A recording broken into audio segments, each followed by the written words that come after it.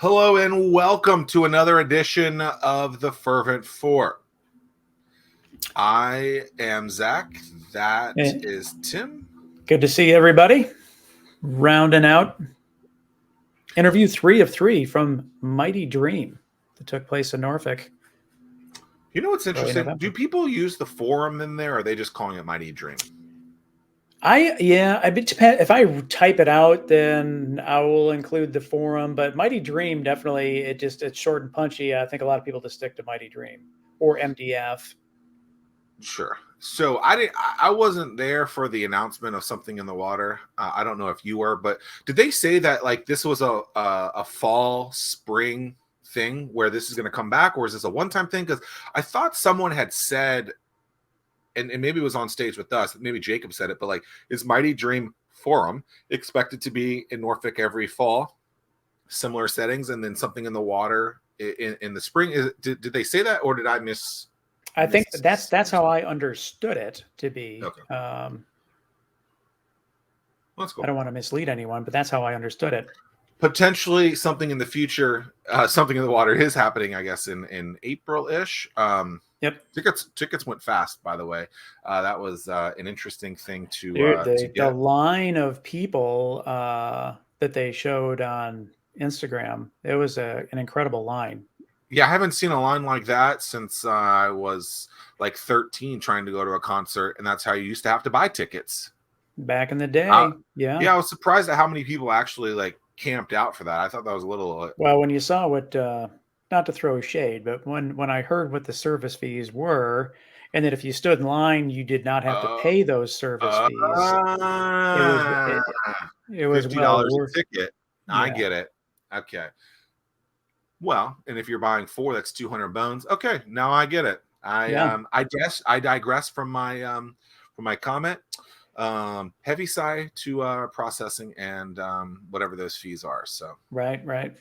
Yeah, we're excited today to have interview 3 of 3 from our live Fervent Four Show live interview on stage at Mighty Dream Forum. We have Blair Durham of Black Brand, and I hadn't seen Blair in quite some time. Apparently, I was one of her first interviews ever. She mentioned that early on. I was like, oh, that's cool. And she's done a lot of stuff with the organization that she calls Black Brand since I don't know, 15, 16, 17. And we go into that.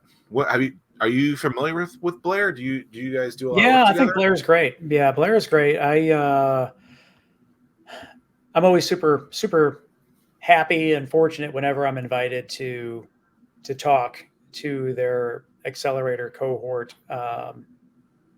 I'll be there next week, actually, but when this airs, I will have done it for the 3rd time. But I love the energy that's there. It's cool energy. Everyone's fired up. They're motivated. They're willing to help one another. They're coachable. All the things that you would hope that you get with someone that wants to have a successful business. I mean, they're just all solid founders. I love being part of it. Love it. So much to talk about this one. And, the energy thing, we talked to Jacob Marshall about this. I said, how do you get people that are in the crowd to get excited? Energy is contagious was his answer, or something like that. And I think that's true, to have a leader to bring that positive energy and to bring something that maybe hadn't really been around a lot here from a collaborative way is a cool thing. So it's been exciting to see from afar what Black Brand has done, what Blair has done, and take a listen in this week's episode. Blair Durham, how's it going? It's going great. Yeah? Yes, I'm so excited to be here. Are you super excited? Are you ready for a nap, or where are you at right now? This has been a big week. That's a fair question. A nap or this interview, which one do you want to do more of? Life, it's not positive. I'm thinking this interview. I got excited. I believe you gave me my very first interview. There you go. So I'm just like, this is a cool moment. I feel like I've interviewed you twice, right? I did one on my own show, and then did I interview you for the business show on ABC or no? Brain fog. I know we did something on ABC. Okay. I remember that. And then I remember, okay. So I've known you, that was probably 2016, 2017. You have a little idea at that point. Black Brand hadn't started. And now it's morphed into something that it's not just an idea. People actually know about it. People are actually getting behind it. Things are happening. You have data to talk about it. If you were to meet someone from here, this stage, you can walk out that back through this stage to the front door. How do you describe what you're doing? What's the walkway speech? Not the elevator pitch, the walkway speech. The walkway, Yeah. okay. Black Brand is Hampton Roads Regional Black Chamber of Commerce. We founded it in 2016 with a laser focus on narrowing the wealth gap through improving Black entrepreneurship. That's what we do. Okay, I'm interested. You said walkway, is that? Walkway. Well, it's a short one. You can do some more. So why did you use Chamber of Commerce? Like, did you feel that people actually knew what that was? There is a lot of chambers of commerces in this area. To then add another one, are you hitting a roadblock on that? You're still saying it sounds like, so maybe not. But what urged you to say or describe it as a chamber of commerce in that kind of way? Fair question, because our board went back and forth on it. Do we call it a Chamber of Commerce? Do we drop Chamber of Commerce? Do we call it a Chamber of Commerce? Do we drop? What it came down to was a mutual friend of ours doing the internet research. What is it that people will respond to? What already registers? We decided to keep Chamber of Commerce because it has a buzz. There you go. Tim? I did not know that, for one, but because it just seems like all of a sudden you just showed up. And it's like, And you're it wasn't really everywhere. fair, because who on day one can say we're a Chamber of Commerce? I'm doing this from my bedroom. Apparently Black Brand can. And that's how we did it. Hey, we I started love it. saying it, and we kept saying it until we actualized. And now, how is the whole process? Starting in 2016, you've been at it for 6 years. Has it been easy? Because now you're rolling. It seems like you're firing on all cylinders. Every time I turn around, you're in the headlines, and you're the thing right now. How was that process? Did something happen just for it to catch? What do you attribute to the success to?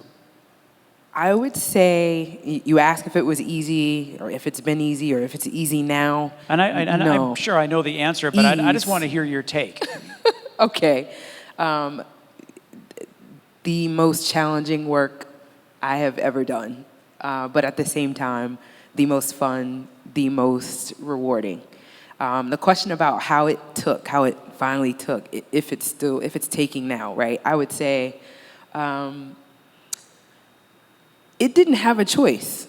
I was not going to stop knocking on doors until mission could be accomplished. So I think that level of persistence is what everything takes. Because it's interesting in the sense of Zack built a community, you're building community, I've built community and building community. It's a grind. It's a lot of hard work. Yes. And there's so many people that want to jump on board and do the same thing. And you can't help but laugh a little bit because you're like, They have no idea how hard it is. And the truth be told, that combination of ignorance and arrogance, it's a dangerous one. Because if I had known what it would take and what it's still taking, there's no way I would have done it. And that's the part, that's the laughter when someone says, I'm about to get out here and do it too. They have no idea. Just like we had no idea. And it's, what's the hardest lesson that you had to learn while building your community? The hardest lesson that I am learning is why I also had to have a degree in psychology in order to do my degree in sociology and Black studies. There's real trauma. It's trauma in here, it's trauma out there, it's trauma connecting, it's trauma growing. So It's tough. Yeah. Yeah, it's work on every similarly, level. For me, it was I could not want it more than the founders wanted it. And I could see the vision. I saw the mission. I saw where they wanted to go. I saw their path, but I couldn't want it more than them. And it's really, really difficult that they just have to figure that way out. And either they're not coachable or they just won't listen. But that was a tough lesson for me. Zach, what was your most difficult lesson? It is so good to see you, Zach, first of all. You as well. I'm not sure how to answer that question, so I'm going to punt it and I'll think about it and I'll go to something else. I'm just thinking of okay, maybe building something that seems like people know they want, but don't really want. I legitimately think that in 2010 when I started doing these things, the word startup was the negative word and people are poo-pooing on it. And it's no, I have to make this thing relevant, almost to the extent of being so obnoxious that people will look at you, but then they see what you're doing and how many people you can put into a room or keep doing these events and you're merging gaps that people are like, whoa, that's weird. We thought you were an idiot. We think you're obnoxious. However, you're getting more people into these rooms that are talking and doing things that all of us for 15 years have been trying to do, forever been trying to do, and now you're doing it. So I guess we're going to have to start listening to you. So maybe getting through some of that, I don't know, but I feel like you have to be somewhat obnoxious about telling your story. We just heard Jacob talk about storytelling, and it's just you have to keep doing it. You have to keep doing it. You have to keep doing it because you never know if it's that inside business article that's going to take. You never know if it's going to be. I remember you had called me, I think, afterwards. We did the State of the Startup Community address, and I guess we mentioned you guys, and Senator Warner had no idea who you guys were. We put you guys on the map because we're trying to champion you guys, and you were like, wow, I had no idea, thank you. And I was just like, oh, I was just trying to help you guys. You guys had data that was great, did. let's do it. But you have to be obnoxious about that. And I think people teeter-totter, do I tell my story a lot, do I not? It's if you're passionate about that, get out in front. There's going to be a community of people. And I think that's, maybe you don't use the word obnoxious, but you have to be passionate about it and get that out there because there's a lot of black founders out there that you want to help, and they got to hear about you, and they're going to hear about you somehow. I agree with what you said. I think, too, the language piece is a thing, too. You talked about how the term startup didn't resonate, right? In our community, the term accelerate didn't resonate. What does that mean? So we had to create an appetite for these 12-week programs, and now we've got folks that we can't yet serve everyone that applies for these programs because we've told the story enough. You know what I mean? We've acclimated folks to the language, and now we've created that demand, which is so cool. I feel like we're doing something. Is there something else that you're about to tell us? Is something bigger happening or what? Stay tuned. ... We can't break news. Come on. Next week. Do it or don't do it. Don't do it. Soon. It'll be fun. I want to share with something I appreciate so much about you is that we talked many, many months ago, and the thing that I appreciate so much about you is that we all recognized that we all can't do it ourselves. And so Zach specializes in something that I don't, and you specialize in something that Zach doesn't. And the pie is big enough that we all can leverage one another. It's true. That's a tough lesson for me to learn. But, well, you pulled it off so well that I didn't even know that you had to learn that lesson, but I think that is something more that we need to be able to do is continuing that partnership with so many different organizations to leverage the strengths, because not one organization is able to teach everything to everyone, and it's going to take all of us working together to build the strongest companies with the strongest foundations with the highest likelihood of success. I agree with that. And this is a known, but allowing those walls to kind of come down, because we're thinking we're doing this thing, it's for the Black community, it needs to be by the Black community because we're not sure if we really have allies out here. Do people really want to see it? We're asking all these questions, and these are our 5-hour meetings. It's what is going to be our relationship with the larger community?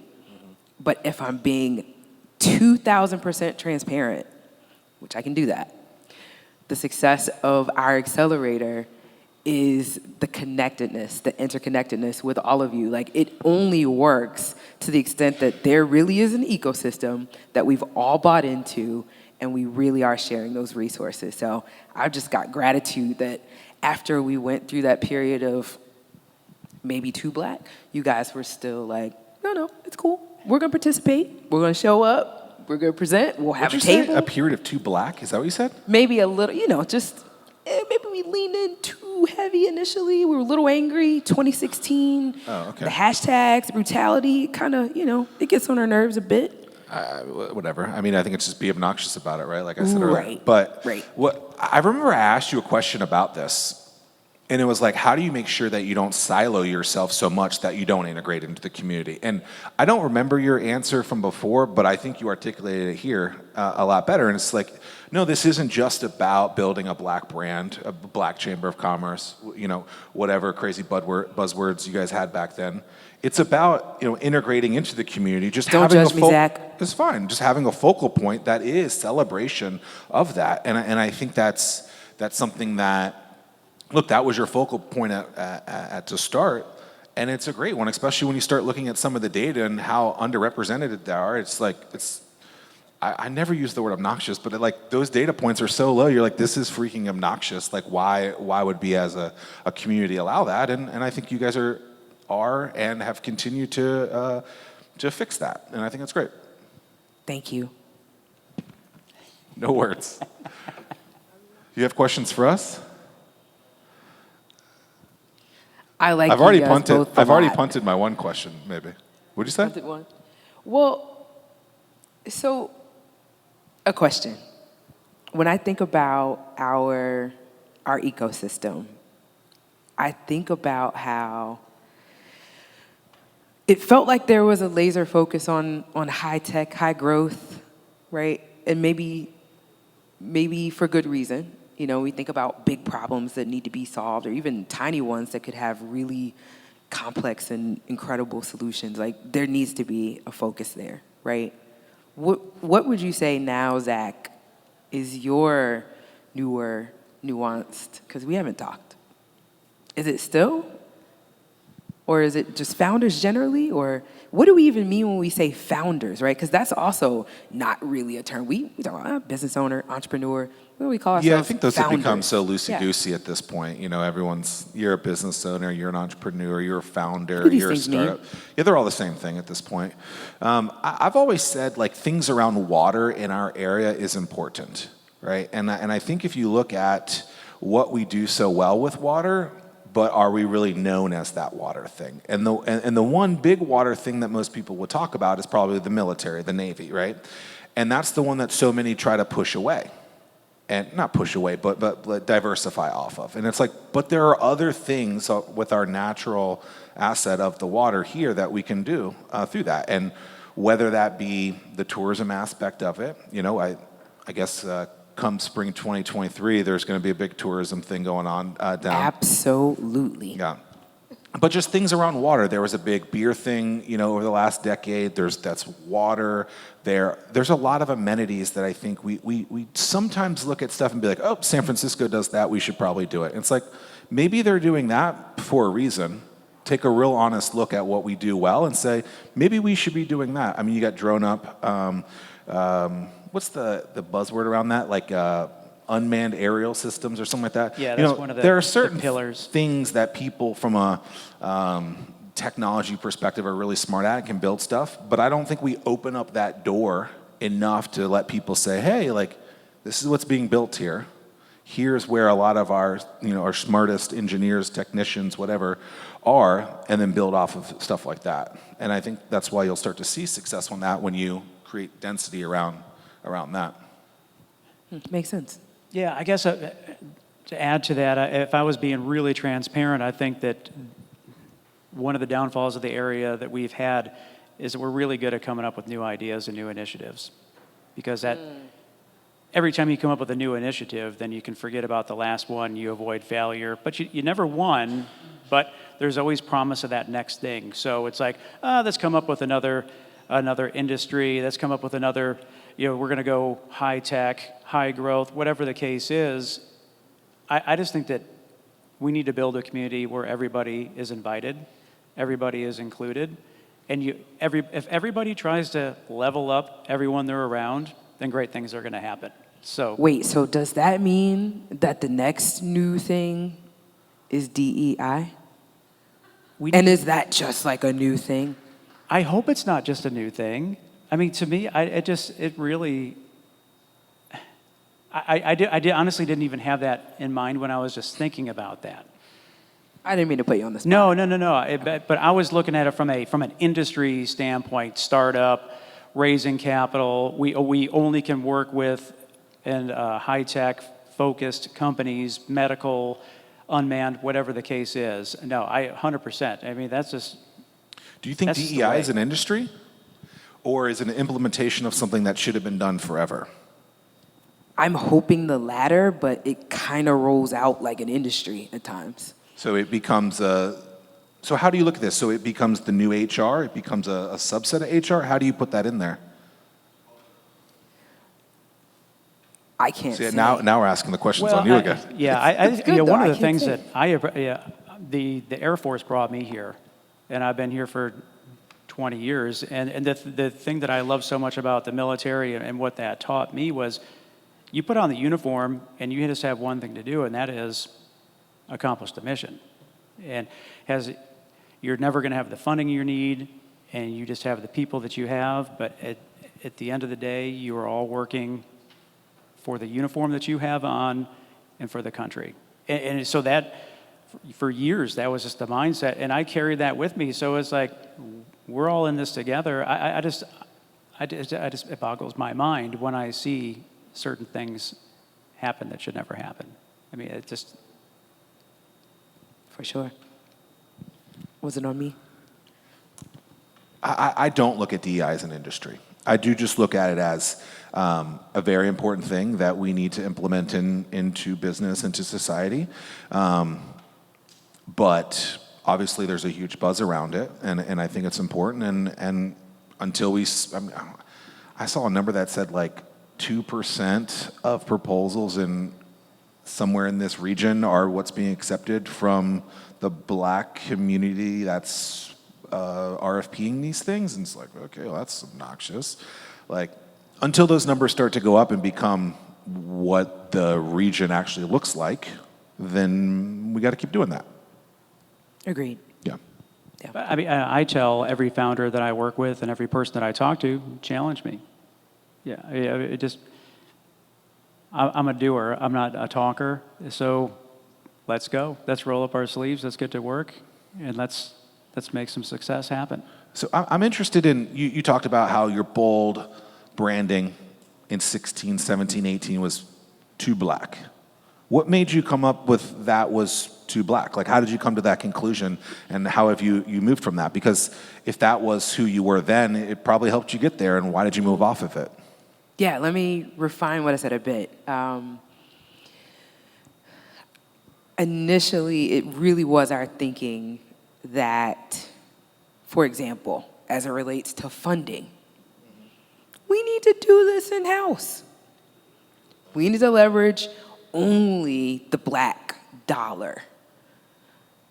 But my thinking, kind of in the back of my head, was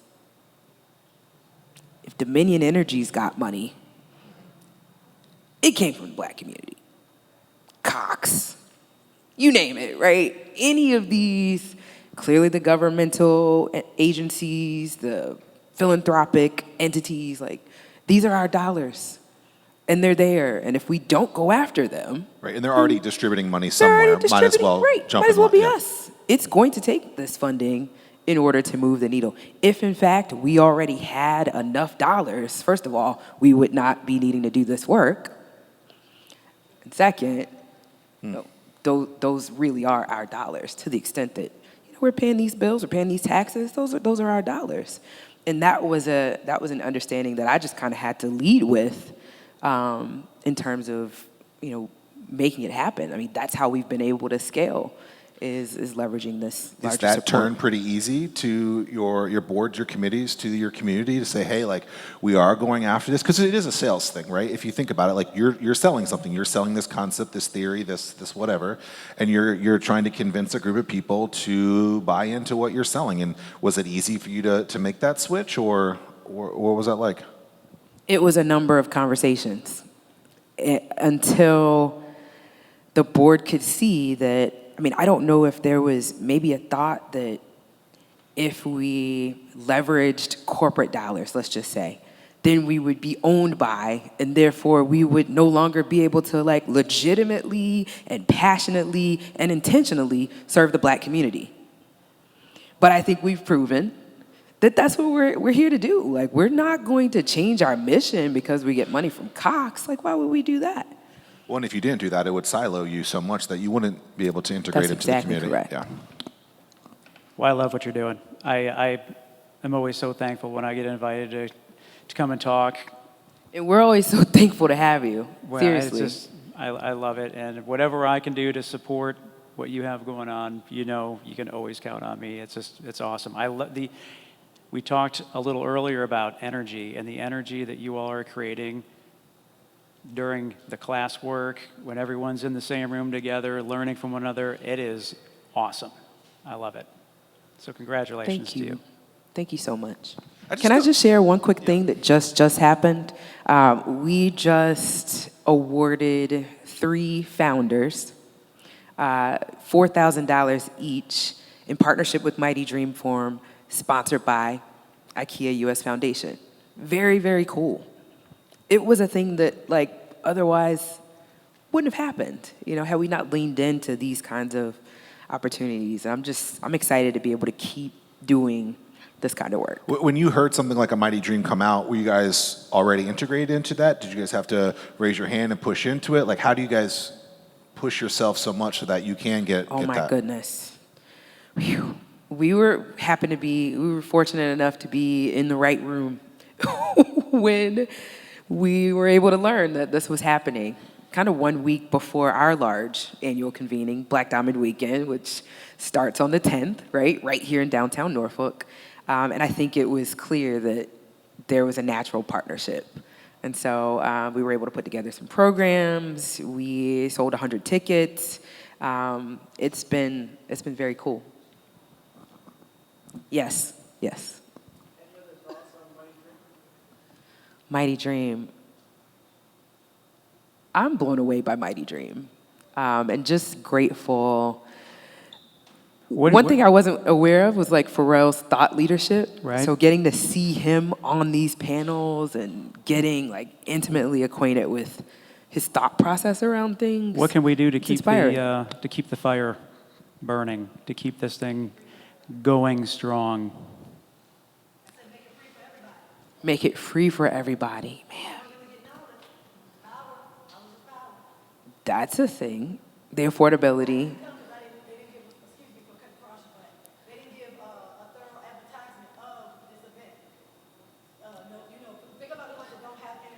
And so for sure, the accessibility, I think, is always a thing. Because not only did we sell tickets, we also gave tons of tickets away. Right? I'm super optimistic. What Mighty Dream was able to accomplish in such a short amount of time and such a condensed timeline, and have it be as great as it is just a massive undertaking. And then to be able to build on this for something in the water, and then again This for is next year year, one, and look I at think this. that all that stuff is going to be, I'm confident that all that stuff will be addressed, and Sure. that we'll continue to build upon it. Same here. So I haven't seen you in 6 years. Is it going to be 6 years until I see you again? No. Okay, we had a pandemic happen. Let's throw that in there. Well, I forgot about that. Tim? We're connected. No, I think that Well, we would love to have you on another edition of the show, too. Make sure that we are up to date with you in our normal Thursdays at 11. On LinkedIn. On LinkedIn. Sometimes I tune in. It's dope. StartWheel.org/live, and a bunch of other places. YouTube, connect with us. StartWheel, real quick for everybody. Yeah. We don't care about anything other than success. We don't care about locality. We are just breaking down every barrier that we possibly can with events, education opportunities, pitching, mentorship. List your business so that you can be found. Connect with us, startwheel.org, and we will point you in the right direction wherever you need to go. We all work together to build the community. Thank you, Blair Durham. Thank you guys for being here at Fervent Four. Out. Thanks, Peace. everyone. Thank you so much.